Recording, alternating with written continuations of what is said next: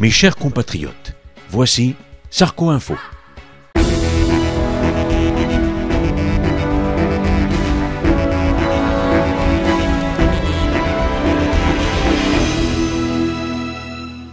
Bon, hier je suis rentré d'Ardar d'Arabie Saoudite, direction le Stade de France, pour assister au triomphe de nos Bleus. Pour faire patienter les foules, j'avais envoyé la fouine. Mais lui, il cherchait partout Carl Zero. Foot, qui est de l'autre côté? C'est Carl Zero? Ah non, c'est pas encore Carl Zero. Carl Zero, ce soir, il n'est pas là. Oui, j'allais dire, parce qu'un intello comme lui, je suis sûr qu'il ne s'intéresse pas au foot. Pendant le match, j'étais mal, j'étais tout rabougri. J'étais l'enfant du placard. Je voyais bien que les Irlandais nous écrabouillaient. Ils nous collent un but dès la 32e minute.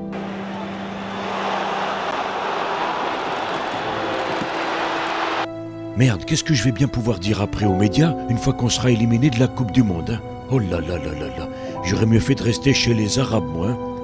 En plus, on m'avait collé à côté de Fillon, le chevalier à la triste figure, qui tentait de me prendre la tête avec sa foutue réunion des maires où il s'est encore fait copieusement huer.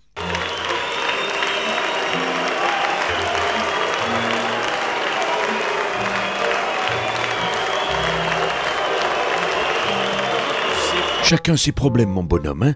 Toi, t'as signé pour en chier. Je peux te dire que t'es plus près de la lourde que de l'augmentation. J'aurais préféré être avec le club des chauves de 98, Zizou et Barthez. Ou même avec Jean-Pierre Trébert, qui, paraît-il, avait quitté son boîte bonbons pour se glisser parmi les supporters irlandais. Ben oui, pensait-on, j'aurais raté ça pour rien au monde.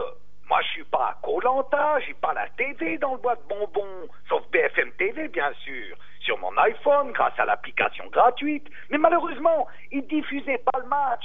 Faut être TF1 pour pouvoir se payer ça. Alors, je suis venu en stop, déguisé en supporter irlandais. Regardez, y a quelque chose, non? C'est Francis Lalanne qui m'a confirmé après que Trébert était bien là. Lalanne, il avait abusé de la Valstar, comme d'hab. Les Irlandais, ils ne peuvent s'en prendre qu'à eux-mêmes parce que sur les 2 matchs, ils ont bouffé la feuille. Je veux dire, au foot, quand tu as les occasions et que tu mets pas les buts, tu trahis le football. Ouais, n'empêche, les Bleus étaient pitoyables. J'avais honte. Président, c'est pas facile tous les jours. La partie s'éternisait. Je rapetissais à vue d'œil. Ça la foutait mal. Les Algériens étaient déjà qualifiés, eux. Si on était éliminés, les supporters français risquaient de s'en prendre aux Algériens. Guerre civile dans le 9-3, je voyais déjà la une des journaux. Et là, le miracle. Titi fait une passe que je qualifierais de proprement sublime à Gallas, et c'est le but libérateur. Les Bleus viennent de décrocher leur billet pour l'Afrique du Sud. Alors évidemment, après il y a des petits malins, des puristes, pour dire que le football, ça se joue uniquement avec les pieds.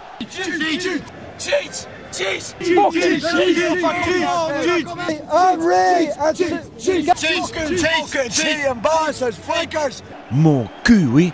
Quand il faut gagner, tous les moyens sont bons. Je vous l'ai prouvé en 2007. Je l'ai dit à cette burne de Domenech.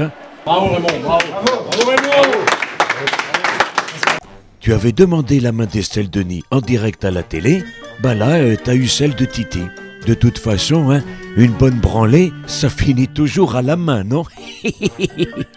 Ma seule crainte maintenant, c'est que le cas psychiatrique lourd du PS, Ségolène Royal, n'en profite pour aller s'excuser en Irlande au nom de la France.